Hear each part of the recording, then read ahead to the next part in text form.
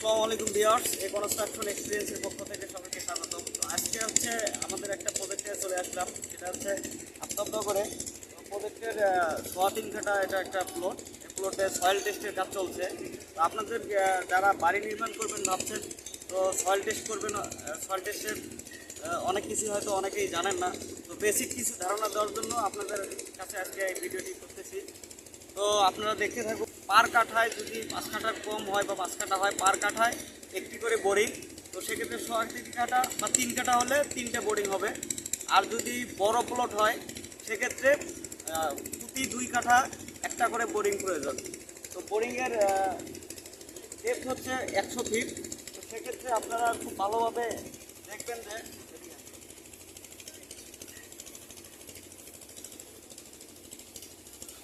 এইটা এখান থেকে, এটা হচ্ছে বোরিং পাইপ, এখান থেকে এই পর্যন্ত হচ্ছে স্পিড স্পুন এটাকে বলা হয়। তো এটা যখন স্পিডি নেওয়া হয় সেক্ষেত্রে এটা ওই মাটি কালেক্ট করে। আর এইটা হচ্ছে আপনার অ্যাডাপ্টার, এটাকে বলে অ্যাডাপ্টার। তো এইটা বিষয় সবচেয়ে গুরুত্বপূর্ণ বিষয় হচ্ছে এটা খেয়াল রাখবেন, এরা কাজ করে। তো সব জায়গায় দেখা যায় যে বোরিং করাতে এই যে রাউন্ডে দেখা যায় এইটা ধারালো হয়ে যায়, তীক্ষ্ণ হয়ে যায়, সহজেই মাটির ভিতরে প্রবেশ করে। এইটা যেন না হয় সেই দিকটা খেয়াল রাখবেন, যেন এটা ধারালো না হয়। আরেকটা বিষয় হচ্ছে হ্যামারিং। হ্যামারের ক্ষেত্রে এই হ্যামারের ওয়েট হবে 63.5 কেজি, 63.5 কেজি। তো হ্যামারিংটা 2.5 ফুট উপর থেকে হ্যামারিং হবে। তো 2.5 ফুট উপর থেকে এখানে এদের দাগ দেওয়া আছে প্রত্যেকটা স্টেপে। তো এখান থেকে 2.5 ফিট পর্যন্ত হ্যামারিংটা উপরে উঠা, তারপরে এটা রেস্ট করবে। তো দর্শক, স্ট্যান্ডার্ড পেনিট্রেশন টেস্টে খেয়াল রাখতে হবে যে প্রতি 5 ফিট পর পর এসপিটি নিতে হবে। প্রতি 5 ফিট পর পর এসপিটি নিতে হবে।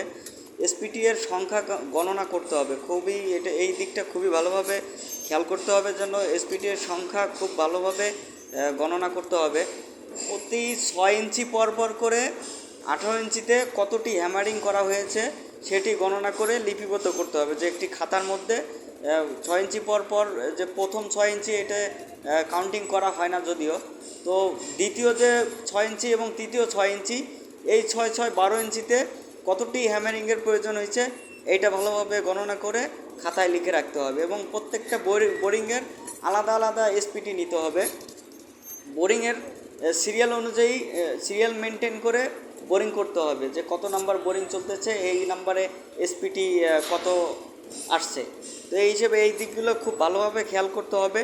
অনেক সময় দেখা যায় যে যারা এই বোরিং কন্ট্যাক্ট করে, যারা বোরিং করে, সয়েল টেস্ট করে, যারা সয়েল টেস্ট কন্ট্যাক্ট করে, তারা অনেকেই দেখা যায় যে সেইভাবে ভালোভাবে যদি আপনাদের লোক না থাকে বা আপনারা যদি ভালোভাবে নজর না রাখেন, সেক্ষেত্রে তারা খুবই